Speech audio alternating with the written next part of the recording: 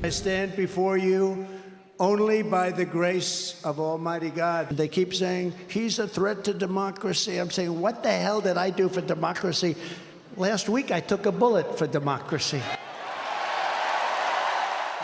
A defiant President Trump taking to the stage in swing state Michigan exactly 1 week after a gunman tried to assassinate him.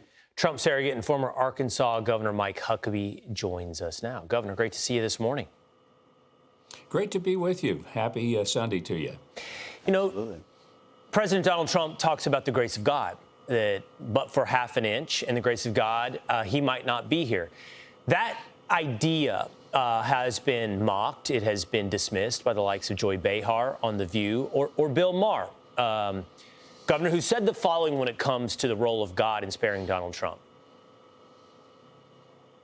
There's nothing on earth, not even an assassination attempt, that can't be made just a little worse by adding religion. Since the bullet that was meant for Donald Trump missed him last Saturday, Republicans have been indulging in an orgy of magical thinking, saying things like, Trump wears the armor of God. It's the 21st century. Enough is enough with interpreting every random event as a DM from heaven. What do you say to these critics, Governor? I actually like Bill Maher, and sometimes he makes more sense than anybody on the entire political spectrum. But on the issue of religion, he is just blind when it comes to recognizing the reality of God, the Creator, and the lover of all of us. I think sometime in his childhood, maybe Bill Maher got run over by a church bus and he never got over it. It's the only thing I can figure that causes him to be so utterly contemptuous toward anything of faith. But I would remind Bill from the scriptures on this Sunday morning. It says, God is not mocked, for whatsoever a man soweth, that shall he also reap. Bill should be very thoughtful about mocking God. It doesn't have a good conclusion.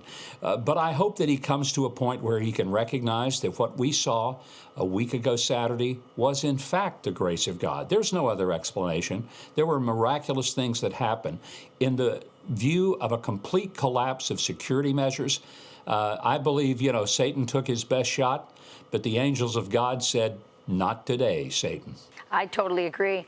I don't think it's just Bill Maher or Joy Behar. I just think that contemptuousness that you talked about comes from the left and is directed, I think, almost exclusively at Christians when it comes to anyone of faith. Why do you think that? Why is the cultural elites and the left in general so contemptuous of Christians?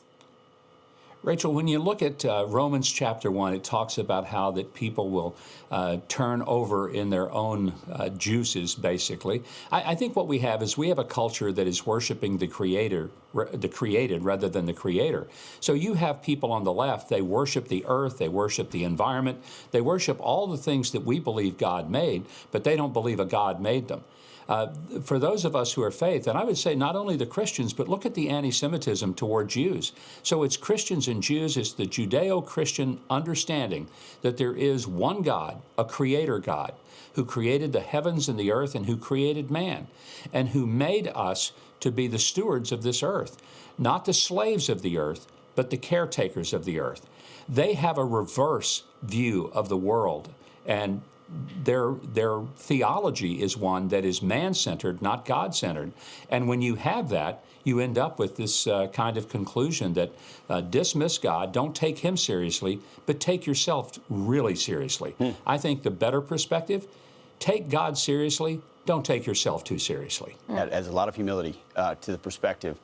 By the way, Governor, so Donald Trump added another person of faith, a Christian, to his ticket in JD Vance. And you are a part of a new Fox Nation special that I had the pleasure of hosting. It's called Who is JD Vance? It's on Fox Nation right now. And Governor, you're a part of it. Just real quick, something about JD Vance's background, maybe on faith, that people aren't familiar with and they'll learn in this special. He connects with ordinary Americans like no other. Nobody can say about JD Vance, well, yeah, but he was born with a silver spoon in his mouth. No, he wasn't. He has been living in a world so much like many Americans who struggled, who knew poverty, who had to literally find his way from the bottom up. And I think there are a lot of Americans who are in families with addiction and challenges. He's going to speak to them, relate to them. And he's an America First guy who believes we ought to be building jobs for Americans, not for people overseas. I'm thrilled with the selection of JD Vance. He'll be a great vice president. And Donald Trump, let's just say this, he did good. Done good. I like it, Governor.